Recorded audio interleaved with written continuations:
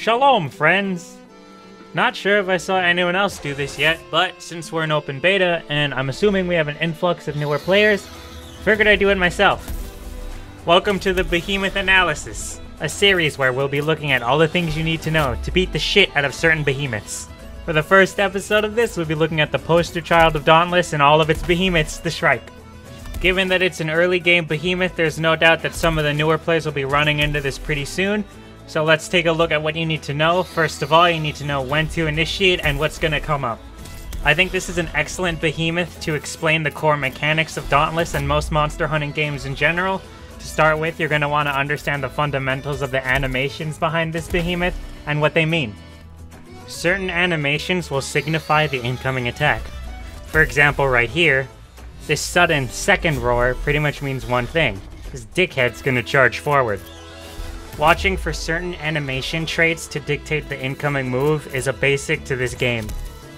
Disregarding the whole spectrum of the game though, let's go back to this behemoth in specifics. As we discussed coming in, the roar signifies a charge. But at the same time, the charge can signify one of two moves.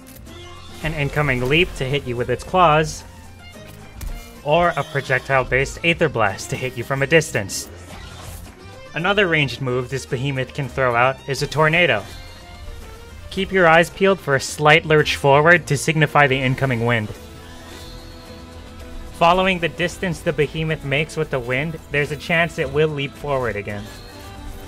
On the topic of leaps though, this bird functions as a great tutorial because it forces you not to overcommit. One of the Shrike's leaps is a leap where it jumps into the sky, and if you dodge too early or commit any other action, it's gonna hit you.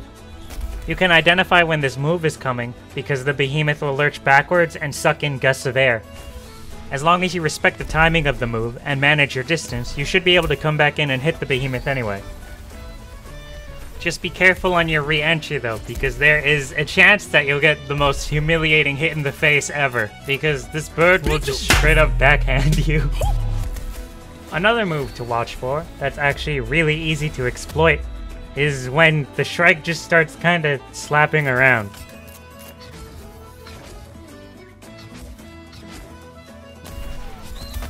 I'm not sure how to really tell this one's coming, he just kinda does it, but it's slow and easy to exploit, so hey, just remember to watch for the slaps and know that you can probably beat the shit out of him for using it.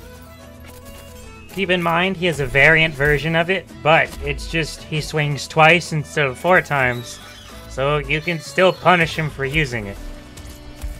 You can identify your window for punishment because the Shrike will start screaming randomly once it's done doing its hits.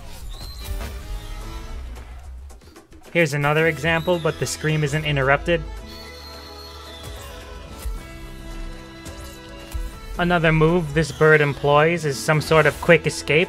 It'll leap into the air and show up behind you. While this won't necessarily hit you, if it lands on a partner of yours or you somehow end up under it, it will do damage. You can identify this move from the sudden spread arms, and then also by the fact that it'll just be gone in the next moment. Something worth noting in the movesets we've discussed though is booping. When the Shrike is flying forward, you can actually break its formation by hitting it, and this will knock it to the ground. Obviously, this is an excellent opportunity to get in damage, so try to make the most of it.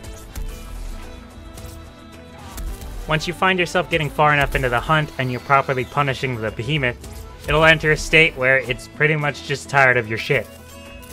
When the Shrike enters its rage states, some of the moves will actually change properties. Oh yeah, also it explodes, so avoid that. Anyway, once the Shrike enters rage state, the first thing it does is fly around like 3 or 4 times trying to swipe at you. Good news though, you can boop it.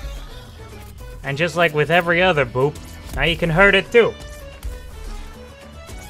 Try to keep an eye open for chances where the behemoth will use the lasers, because it will actually do a variant of the lasers only in rage state, where it shoots 2 Aether Blasts instead of 1. So I've got a vague feeling that I've probably missed some things, and probably explained some things wrong. But I'm hoping I at least explain the animations and how to exploit them, because it's 3:30, boys. I'm very tired. Deuces and happy hunting, Slayers.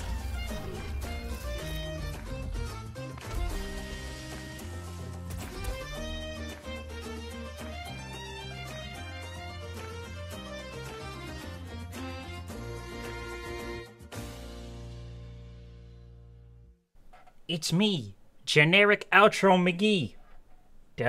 Subscribe for more, probably Weeb or Monster Hunt Dauntless. Bye.